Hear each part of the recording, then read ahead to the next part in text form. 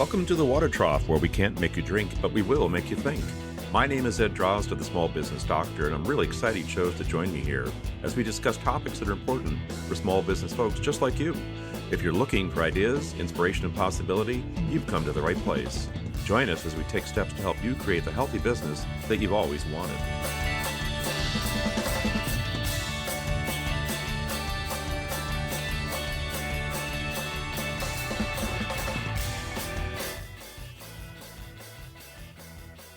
Welcome back to the Water Trough. This is Ed Drozda, the Small Business Doctor. SWOT analysis. No, I'm not talking about SWAT as in swatting mosquitoes and flies and things like that. I'm talking about the SWOT analysis. Strengths, weaknesses, opportunities, and threats.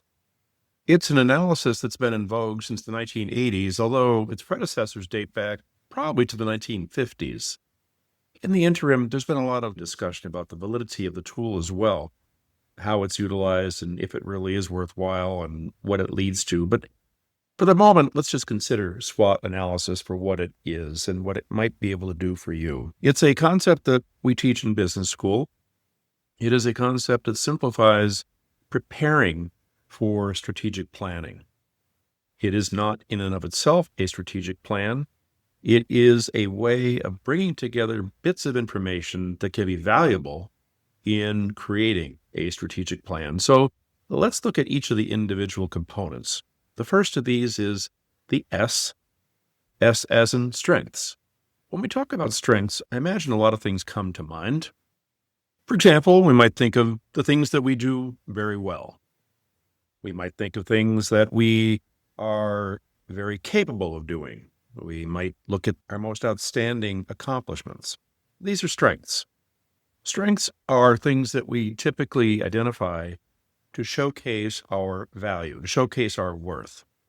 Generally speaking, we look at strengths as being a positive thing, but we can't forget that strengths can, in fact, be a negative thing. Sometimes our strengths are overpowering, overwhelming, and they can interfere with our intention and our expectations. But for the moment, let's look at strengths as if they are positive things that we consider of value and that we believe demonstrate our value as well. The second of the four elements of SWOT analysis are weaknesses. Weaknesses are things that we consider our shortcomings, things that we look upon as places for improvement, things that we could do better, things that we understand or don't, and are willing to take steps to improve upon. We tend to look at weaknesses not as shortcomings, but as things that can be made better. Let's move on now to opportunities. Opportunities are things that are available to us.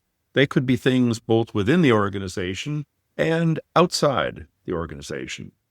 Things that we could improve upon in the organization that will catapult our performance, our productivity, and our revenue could be considered opportunities. Outside of the workspace, opportunities could come in the form of new business clientele and things such as new technology, which can lead to innovation and a better way of doing the business that we do. So opportunity can be both internal and external to our organization. The fourth element of the SWOT analysis is threats.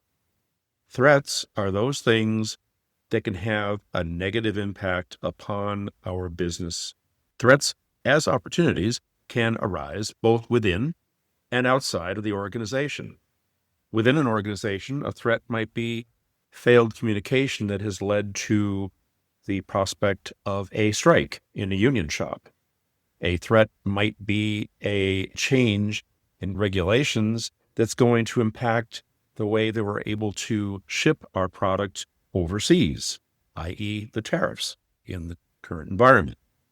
These are threats. Sometimes they are forced upon us. Sometimes they're things that arise from within.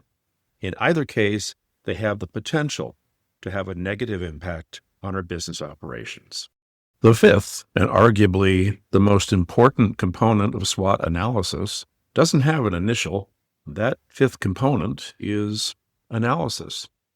What do we do with the information that we have put together here? We've identified strengths, weaknesses, opportunities, and threats.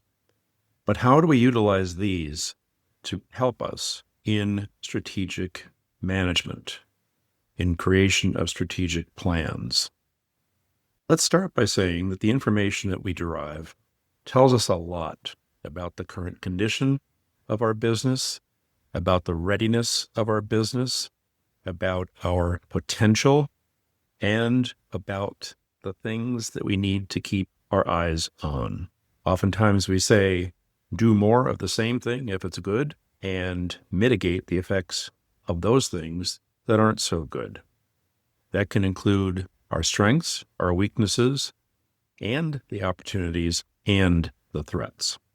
So how do we analyze this information in a useful way to help us build a stronger, more resilient, and profitable business? The answer to this question is beyond the scope of a brief podcast such as this. So rather than trying to get into the full details, I'll start by saying that the elements that you've taken the time to uncover in the SWOT analysis are in and of themselves incredibly valuable.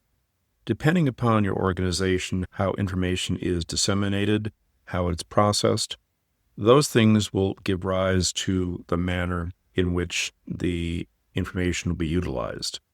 In an organization with multiple departments, it would be ideal that the elements of the SWOT analysis are identified for each department, and that once the information has been collected, that the information be given an initial review by the department head or manager, whatever the case might be, and then collectively the information is looked at with senior management, identifying commonalities and threads among the various departments and facets of the organization.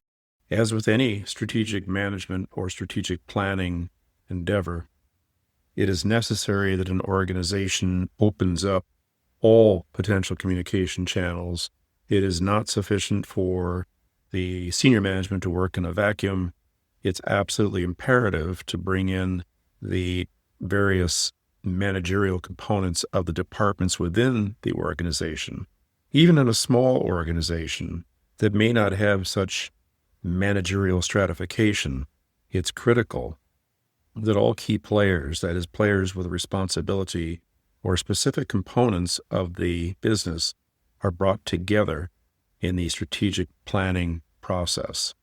Reviewing the SWOT elements is a very important step in developing a strategic endeavor, in developing a strategic plan. Taking these elements into consideration will allow a much more clear picture of what is going on and will help to stage the business for appropriate planning that will lead to the expected, the desired outcome. Remember, SWOT analysis is not an end-all. It is a tool in your toolbox that can be used in the development of strategic plans. It is a tool that can be used for ongoing surveillance and maintenance of business operations. It doesn't only have to be used for strategic planning. It is a tool that is designed to give us information which will then lead to more in-depth analysis. That in turn will lead to further answers. This is Ed Drozda, the Small Business Doctor. I hope you've enjoyed this little conversation about SWOT analysis, and I hope that you'll find it useful in your business operations. Until we meet again here at the Water Trough, I want to wish you a healthy business.